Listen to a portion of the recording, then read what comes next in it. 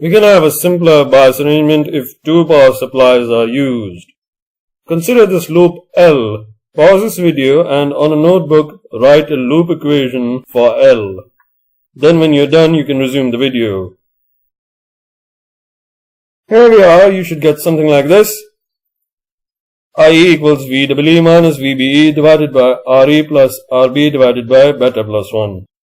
Now notice that this equation is identical to the one that we had found in the previous lesson, except that VEE replaces VBB.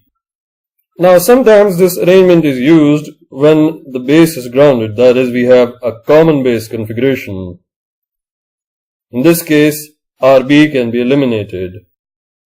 On the other hand, if the input signal is to be coupled to the base, then RB is required. Now let's have a quiz on this. This is your quiz.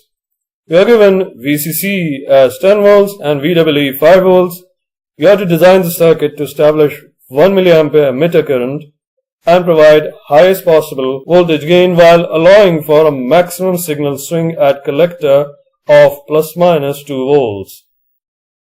Use common base configuration and take beta to be 100. Off you go.